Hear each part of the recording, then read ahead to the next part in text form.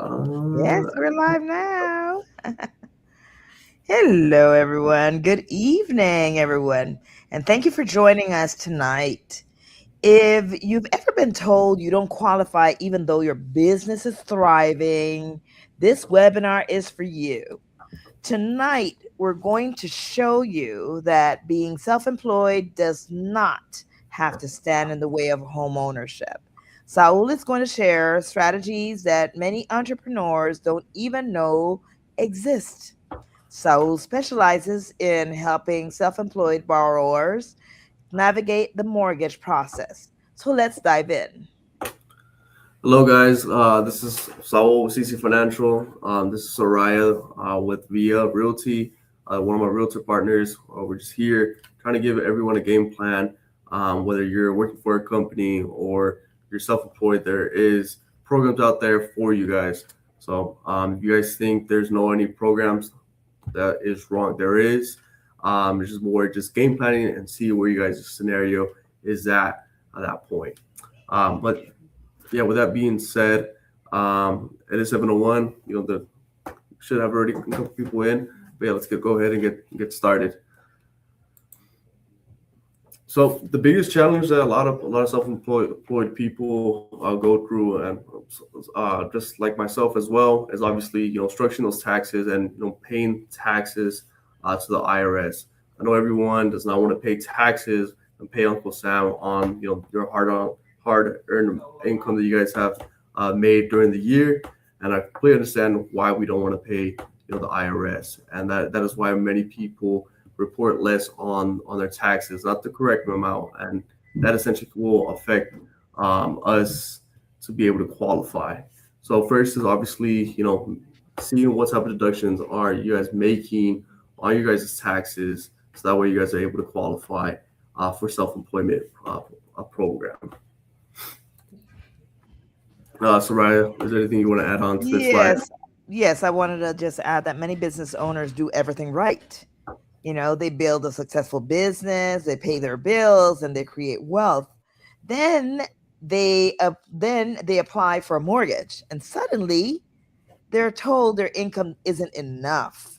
That's frustrating, right, Saul? And because your real financial picture often looks very different from what shows up on paper. So, as Saul said, yeah, pay attention to the rest of this. That's very correct. The great point that you did make. I did have a recent client as well with another colleague of mine that their client is self-employed. They have a construction business, and he makes very good income based on his gross income. But after deductions, it doesn't show that he's making that right exact amount of income that we need to be able to qualify for a home in this area. So obviously, it's he sat down with myself, understood a game plan that we gave him, and now he's going with the tax preparer to set that up. So reviewing those deductions are going to be very important, and seeing what's the best way we can help you qualify. Why do majority of the banks say no? So most of your private lenders, private lenders and your private banks are going to be more restrictive and more conservative when it comes to their type of financing to self-employed uh, borrowers and clients. Reason being, they're only going to want to see your income taxes for the last 2 years or even last year. Um, as mentioned, our taxes may not be um, adjusted with the correct income, and that is okay. With us, there is different types of banks that we are able to use, going the non-QM route, which is your non-traditional mortgages, and does not go based off your private lending requirements. Meaning, it's easier to qualify based on reviewing your bank statements, reviewing your business information on the SOS to see what best program we can potentially use, whether if it's a another FHA program or creative financing, or another route we can most put you guys on and lead you on that type of program. Um, Yeah. mhm. Saul said exactly that. If you're self employed, you've probably heard or you probably learned that what helps you save on taxes can sometimes hurt your ability to qualify for financing. But Saul has the know-how, and he has a strategy that he will be able to look at those taxes and the tax returns and be able to devise and create a better strategy for you. Yes. Correct, correct. And majority of these banks, that some of these banks won't be allowed to. These majority of these private banks will be allowed to use certain deductions that are shown on the taxes. With us, with as a broker, we have more creative financing and seeing which deductions we can always add back to you guys' net income. So that way we have a higher income average on a monthly basis. Right. Right. Well, as mentioned, what's different about us obviously is reviewing the full picture. As the example I mentioned earlier, my client came in, sat down with us, we reviewed the taxes for the previous year, and it showed lower income that we needed. So we structured the income that we needed for 2025, so that way he can qualify for a conventional program, putting 3% down. That is one Mm. route as a self-employed borrower. Uh, we can do for you so that way you can qualify and put the minimum down payment for a home. Let's just say we have the reserves and we have the capital. We're not worried about the taxes. At that point, we do have other financing options with the non-QM space. Like mentioned, review the last 12 months of your bank statements to calculate how much income we can use on a monthly basis. With this, these type of programs, there is a slightly more higher down payment, as mentioned, since we're reviewing your bank statements and being more creative on the financing and since we're self-employed. Well, that's exciting. So, because, there are lenders and programs designed specifically for entrepreneurs. And instead of looking for reasons to decline you, they look for ways, and that's Saul, would look for ways to understand your true financial strength. And so that's a good thing. That's a positive thing. Yeah. Most definitely. So obviously, as mentioned, what Soraya said is setting up that game plan and making sure we obtain those goals that you guys are looking for. Yeah. What are non QMs? Yeah, so non-QM is essentially it's a non-traditional mortgage. So it's not your standard FHA program or conventional program, which is your standard first-time buyer programs, reviewing your W-2s and taxes. As mentioned, if our taxes are not fully there, then there's more creative financing programs out there. And that those were creative financing programs are called non-QM, which is your non-traditional mortgage. Oh, okay. Great. Thank you. So as mentioned, this is these type of programs are built for business owners, specifically being why if we're not reporting as much as our taxes, there's other routes going, as mentioned, the bank statements route, obviously calculating the last 12 months. Another route we can always take as well as another 1099. So let's just say if you're a 1099 at your current company, we can use those forms to qualify you as well, and put the minimum down payment as 10%. Keep in mind, it's not going to be your typical FHA putting the 3.5% or going conventional putting that minimum 3%. Why? Because we're being more creative and we're using essentially less documentation, not reviewing those taxes, and we're going based off less documents that these banks require. Oh, okay. Right, Mhm. right. Yeah, homeownership isn't just about applying for a loan. It's about having a strategy. And, as Saul just mentioned, is how he would do something like that. Sometimes small adjustments today can make a huge difference in what you qualify for tomorrow. And so, Saul and his, organization, we would be able to do that. And me as a realtor, I've seen buyers go from not ready to homeowners simply because they had the right plan and the right team. And so we've been talking about that. We are the right team because, Saul would look for the strategy and I would look for the right house. Okay. Yes. Correct. Mhm.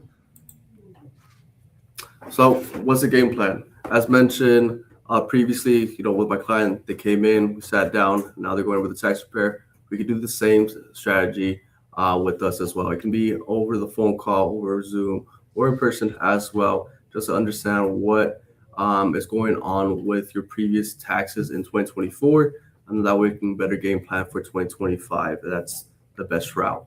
Um, let's just say if 2024 we haven't completed the 2024 taxes, that's completely fine. We can always review that as well with you guys and see how much we need to report if we want to qualify for a down payment assistance or FHA program or even a conventional program as well. Obviously, depending where you guys' FICO score as is at as well, that's going to be a huge factor as us being self-employed. Why? If we have our FICO score at a higher score, at that point we're able to qualify for more creative programs as well, not only on the non-QM space, the non-traditional mortgage space as well, but along with the conventional with Fannie Mae program. Usually, if you have a FICO score above a 640, we're able to do what's called a 1 year tax returns findings if our desktop underwriting system approves it. So, meaning we're able to qualify you based on 1 year of 1 years of taxes. So essentially, let's just say 2024 taxes income was very low. So at that point, we can structure 2025 taxes and go based off that 1 year, then qualify on that route. Obviously, we do need to get that approval, reviewing the credit portion for you guys, but we can better game plan and review everything via call or in person as well to better understand what's going on for you guys and give that game plan with not only with your tax preparer, but also give the game plan for the homeownership. Yes, yes, yes. I see you. You may be a consultant, a truck driver, a hairstylist, or a contractor, small business owner, right? Or someone's receiving a 1099. And if that's you, you're not alone, because as Saul just said, many successful entrepreneurs assume home ownership, and it's out of reach. They think that home ownership is out of reach, when it's absolutely not out of reach, because it's all about the game plan. It's all about the game plan and your tax structure, and that's what Saul does. Okay? Yes. Most definitely, most definitely. And a lot of people have that confusion that they won't be able to qualify just because they're putting a lot of deductions. A lot of people, a lot of self-employed borrowers, in their case, they don't know what deductions to add back, and that's completely okay. Not all tax preparers are loan officers, which is why there's people like myself and Soraya to be able to help you guys and guide you and also your guys' tax preparers on what to put on your guys' taxes essentially. Hmm. One of the deductions that's very popular that we do add back into the net income is depreciation. So let's just say you're a business owner and owned a car that's registered under the business. That type of vehicle, we're able to depreciate it, and also the miles that you guys have driven on a daily basis throughout the year. That those are items that we can add back into the income, and you don't make, and that's going to grow our monthly income that we're able to use as well. Hmm. Hmm. Yeah. As mentioned, who do we help? Every type of business owner. You don't have to have the business registered with the state of California. That is completely fine. There is programs where we can go based off your business name. I understand. There's some people that have, for example, Joe's Handyman and cleaning business, and that's completely fine as long as we have, some type of documentation stating that you are a business owner via from your bank accounts or some invoices that show that you guys are that have a self-employed business. Those That type of business is acceptable as well, and there's still options for you guys if your business is not registered. As mentioned, let's just say you have a license with a company and you're considered as a 1099. That's also another type of career that we're able to help you guys get qualified as well. So there is options for you guys. Don't think there's no options out there. There's many game plans to be set for you guys, just depending on what you guys are looking for, what goals you guys want met. Right. I love this slide, so because it shows that getting approved is a process. It's not a miracle. It starts with understanding where you are today and creating a roadmap and to where you want to be. And most people don't need a different dream. They just need a different strategy. And that's what Saul and I would do for you. Mhm. Most definitely. I've seen a lot of different type of businesses that want to qualify. So there is a route, there is a different type of program. Each program is going to be different, but just know there is a game plan for you guys. Yes. So what's the next steps? If you guys are ready right now, reach out to us so we can set up a day or a phone call to give you guys a game plan and understand what's your guys' scenario, whether you guys are working for a company or, like mentioned today, was more about self-employment. Um, we can break down what's going on with your business, what's your financials like on your bank statements, on your taxes, and that way we can see what's the best route for you guys. Right. Don't allow one lender's opinion to become your reality. Just, this may be the most important slide tonight. Your worth is not determined by a mortgage application. You built a business, you created opportunities, you took risks, and that's real financial strength. So let us help you with this. Yes.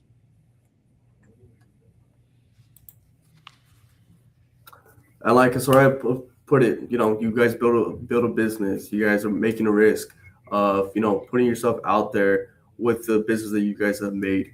Now you guys are taking another risk, another good risk of it's a good risk and a good investment of your financial situation, and also having something for your kids. Essentially, you guys have kids, but having something for your family, if you guys do have a family as well. But damn, I lost my track. Sorry about that, Soraya. But yes, you guys are making a huge risk of purchasing a home. You guys already made a big risk of making a business, so why not take that next step and say why not? Let's go find a home that's gonna suit myself and my family. And you may live there for the next 5 years. You can go ahead and sell it next time, or to upgrade for a bigger home, or you can always keep that home and then invest in another property to your grow your wealth in that way as well. Yes. So if you've learned anything tonight, I hope it's this: don't count yourself out. Homeownership may be much closer than you think. So reach out to Saul for a personalized strategy session and connect with me, Soraya, when you're ready to start looking for a home. Together, we will help you to create a roadmap from where you are today, so to where you want to be tomorrow. So we want to thank you. And if have questions, you can post it and we will answer your questions. We can give you a call if you're ready to do this. Thank you for spending the time with us tonight. Whether you're ready to buy now or simply planning for the future, knowledge is power. So listening to our webinars is a good idea because we give a lot of just a plethora of information. We hope tonight gave you confidence and clarity and a new perspective on what's possible. And we look forward to helping you unlock the door to homeownership in the future. Okay. Yeah, thank you guys. Like Soraya said, this is a lot of information that we give out here. So feel free to reach out anytime, point of time. We're here to help. And yes, our contact information is here. We'll be hosting another webinar next Thursday as well. So if you guys didn't make it to this one, reach out to the next week, or you guys can see it on our Facebook page as well. You guys can comment Yes. and see it there as well. Right. It's on Facebook, it's on YouTube, it's on Instagram. So, hey, looking forward to talking to you and to help you out. Mhm. All right. Well, Yeah. we'll catch you on the next one. Thank you guys. Bye bye.